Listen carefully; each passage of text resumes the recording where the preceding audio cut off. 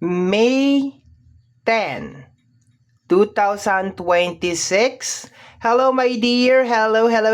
Welcome back sa ating YouTube channel. My name is RJ, your tarot card reader. Okay, fire sign, Aries, Leo, and Sagittarius.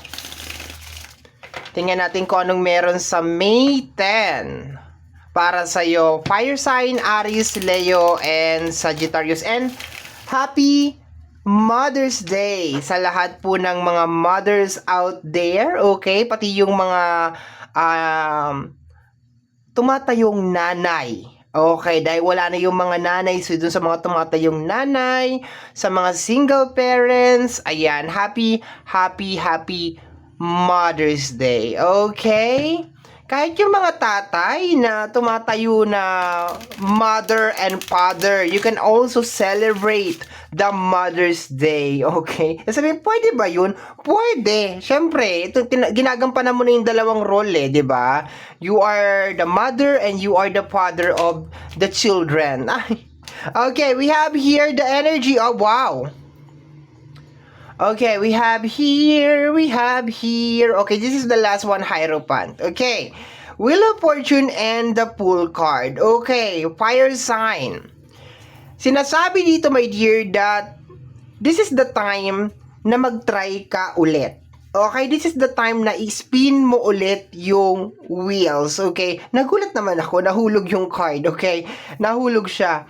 May sasabihin pa ako eh. Para hindi ako distracted, sasabihin ko na rin. My dear, sa mga interesado po sa ating private reading, nasa description box down below yung mga links, details, and information na kinakailangan ninyo para po makontak ang inyong lingkod. And, check nyo po yung ating Facebook page kasi nandun sa may wall yung mga details na kinakailangan mo tungkol sa ating private reading, yung mga information, yung mga services, and at the same time, dun din po ako nagpo-post ng mga promo. So, if you like, you can actually follow me, my dear, sa ating Facebook page so you will be updated every time na meron tayong mga promos sa ating private reading. Okay, yun na. So, my dear fire sign, bigla kasi nahulog yung card so kinakailangan ko magsalita na. Sa energy muna tayo ng Wheel of Fortune at saka ng Fool card, okay? So, napakaganda nitong araw na to, my dear, May 10, 2026, na sumubok ka ulit, okay? You need to try again, maging risk taker, okay? Ibig sabihin, sumubok ka ng mga bagay-bagay na posibleng hindi ka sure, okay? Kasi energy ng Fool card. Energy din ng new beginnings, okay? Pagbangon ulit, pwede din. So, yan yung mga energy na nako-collect natin dito sa card na to, sa dalawang combination ng dalawang card na to. Mag-start ng something, maging risk taker,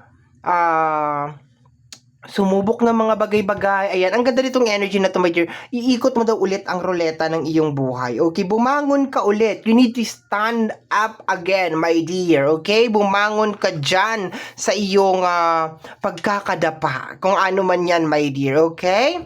So, this is the time na bumangon ka and then brush yourself and then move forward. Okay? Pakiclarify nga po yung ating Hierophant. Hierophant, normally that is more on spiritual guide, okay? Okay.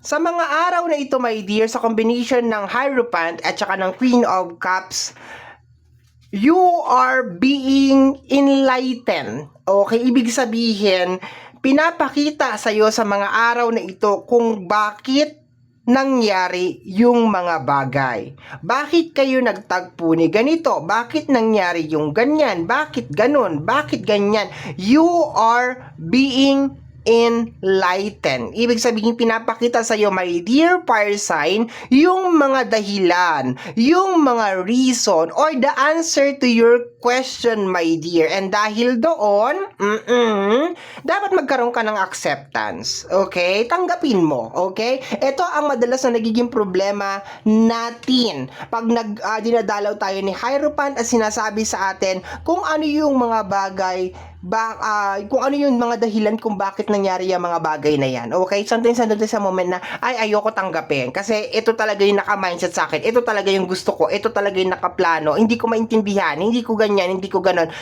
But anyway, let us just focus dun sa energy ng May 10, 2026. Sinasabi, my dear, na sa mga araw na to, you are being enlightened ng Hierophant kung bakit nangyari yung mga Queen of Cups. Okay? Bakit dumating? Bakit ganon? Bakit ganyan? Bakit ganon? Bakit? Okay? Let's go tayo. Fire sign. Fire sign.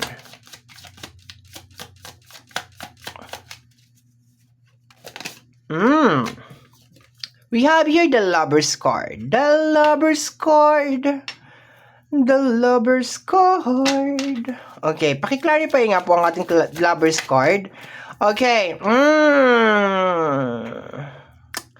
The Ten of Wands. Dito, my dear, sa card na to, possible na merong tension sa loob ng connection. Okay? Pag sinabi kong connection, pamilya, relationship, kaibigan, merong okay, may tension. 10 of Wands yung kasama eh, 'di ba? May tension. Okay, may something na nangyayari, fire sign, okay? So, kung sakasakali na lately, meron mga bagay na hindi kayo pinagkakaunawaan ng partner mo, okay? Lately, hindi kayo nagkakasundo ng nanay mo or ng tatay mo. Hopefully, hindi naman nanay, no? I hope everything is okay, everything is fine with your parents, okay? Kung sino man yan, okay? Sabihin na natin kung sino man yan, okay?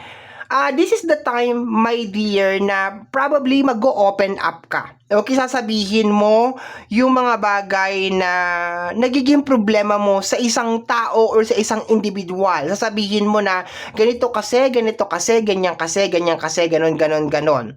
And probably itong conversation na ito na mangyayari ngayong May 10, itong pag-uusap na to, ito din, my dear, ang magiging daan ni Hierophant para ma-realize mo kung bakit nagtagpo yung landas ninyo ng tao na to, or kung bakit ginagawa ng energy na yan yung ginagawa niya.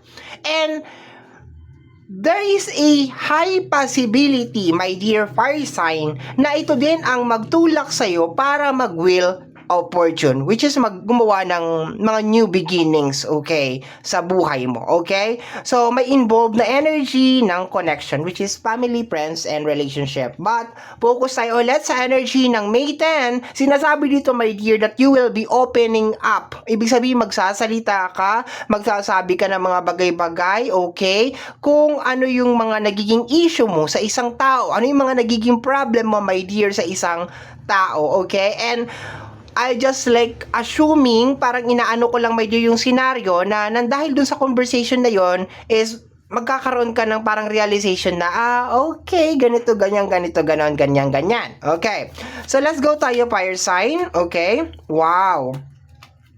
We have here the energy of the Knight.